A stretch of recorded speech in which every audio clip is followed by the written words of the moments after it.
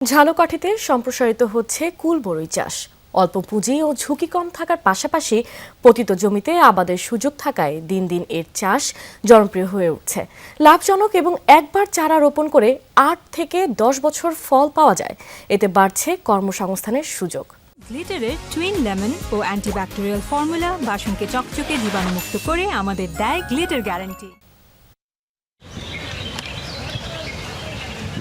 ঝালকাঠির উর্বর মাটিতে এখন শুধু সবজি নয়, দুলছে কৃষকের স্বপ্ন। এক সময়ের শখের কুল চাষ এখন রূপ নিয়েছে বাণিজ্যিক বিপ্লবে। বাড়ির আঙিনা কিংবা জমির আইলে পরীক্ষামূলক চাষে অভাবনীয় সাফল্য আসায় পোনাবালিয়া ও কীর্তিপাশা সহ জেলার বিভিন্ন স্থানে দিগন্ত জুড়ে কুলের বাগান। ৪-৫টা লোক প্রতিদিন কাজ করে, তাদের জীবিকা নির্বাহ আমার এই বাগানের মাধ্যমেই হয়। এতে আমার নিজেরও ভালো লাগে যে আমার মাধ্যমে ৪-৫টা ফ্যামিলি চলতেছে। বাগান দেওয়ার পরে লাভবান হয়েছে বেলে প্রতি বছর ১.৫ থেকে ২ লক্ষ টাকা খরচ হয়, ৩ থেকে ৩.৫ লক্ষ টাকা বড় বিক্রি করি। জেলার মাটি উপযোগী হওয়ায় বাউকুল, আপেল কুল ও নারিকেল কুলের বাম্পার ফলন হয়েছে। পাইকাররা বাগান থেকেই কুল কিনে নিয়ে যাচ্ছেন দেশের বিভিন্ন প্রান্তে।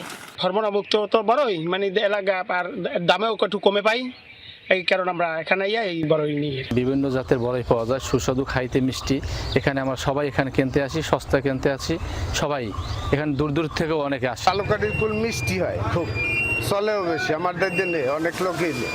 এবছর জেলায় ৪৫ হেক্টর জমিতে কুল চাষ হয়েছে। লক্ষ্যমাত্রা ২৫০ টন আর বাজার মূল্য প্রায় ২ কোটি টাকা, যা বেকার যুবকদের দেখাচ্ছে নতুন পথ।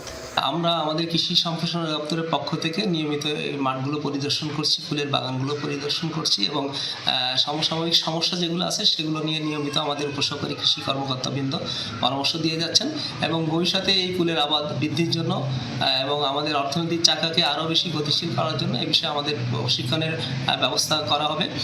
সরকারি সহায়তা পেলে ঝালকাঠির এই কুল দেশের চাহিদা মেটাতে বড় ভূমিকা রাখবে বলে মনে করছেন সংশ্লিষ্টরা। কাশফিয়া রুহি, যমুনা নিউজ।